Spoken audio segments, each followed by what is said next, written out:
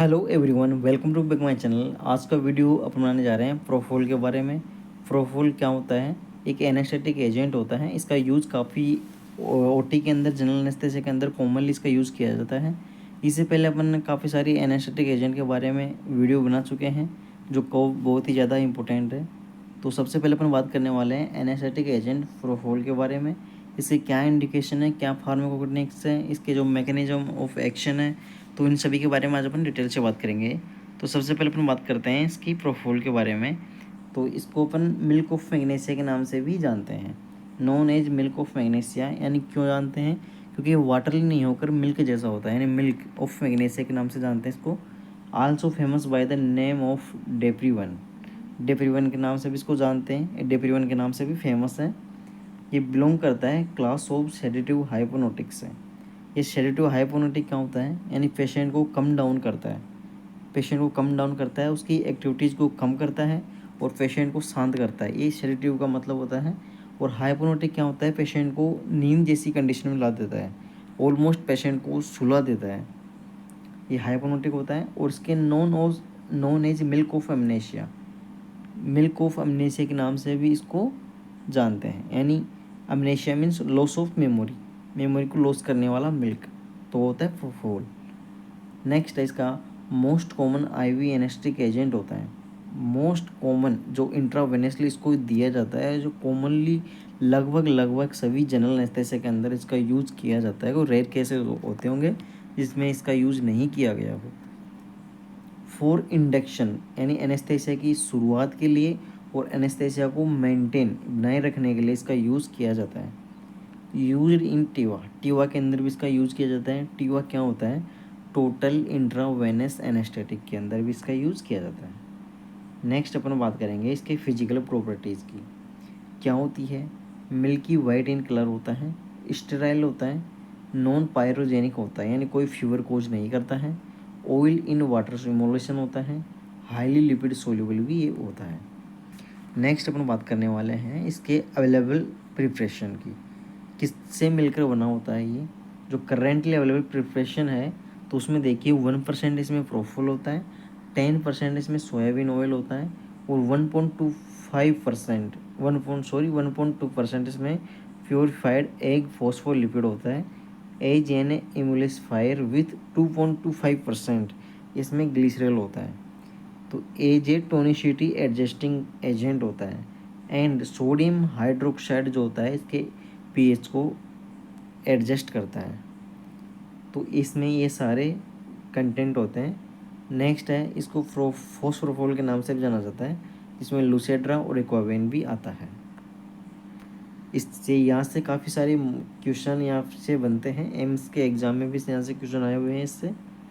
Next अपन बात करने वाले हैं इसके मैकेनिज्म ऑफ एक्शन की। तो सबसे पहले देखिए, बाइंडिंग करता है गावा रिसेप्टर से। गावा रिसेप्टर क्या होता है? कि नर्वस सिस्टम का पार्ट होता है जो न्यूरोट्रांसमीटर से रिलेटेड होता है, यानी उससे उसको कम फंक्शन को कम करता है। Thereby the prolonging its action, उसके रिसेप्टर को कम कर देता है, जिससे क्या होता है उसकी जो पेशेंट की जो एक्टिविटीज़ करने की जो ड्यूरेशन है वो ज़्यादा हो जाती है, उसको प्रोलोंगिंग यानी बढ़ा देता है। Slow down functioning of nervous system, nervous system के फंक्शन को स्लो डाउन कर देता है। Act on hippocampus and prefrontal cortex, act करता है हिपोकैम्पस। हिपोकैम्पस क्या होता है? जो अपने टेम्पोरल जो लोब होता है वहाँ से रिलेटेड होता है हिपोकैम्पस, जिससे क्या होता है इसमें लर्निंग जो होता है, लर्निंग जो पॉइंट होता है वो हिपोकैम्पस में आता है, तो इसको भी इफेक्ट कर देता है हिपोकैम्पस को। एंड प्रीफ्रंटल कॉर्टेक्स जो अपनी सोचने समझने की जो क्षमता होती है, कैपेसिटी होती है, उसको भी इफेक्ट करता है प्रीफ्रंटल कॉर्टेक्स। प्रीफ्रंटल होता है फ्रंटल, जो फ्रंटल लोब होता है अपना, वहाँ पे ये पाया जाता है। नेक्स्ट है कोजेस सेडेशन, ये कोज करता है सेडेशन का एंड हाइपोनोसिस, पेशेंट को सुलाने का। नेक्स्ट अपन बात करेंगे इसके फार्माकोकिनेटिक्स की। तो ये अब्जॉर्ब होता है intravenously, rapid onset on action 40 second से भी कम समय के अंदर ये अपना असर दिखाना स्टार्ट कर देता है। ये पिक इफेक्ट आता है 90 से 100 सेकेंड के अंदर।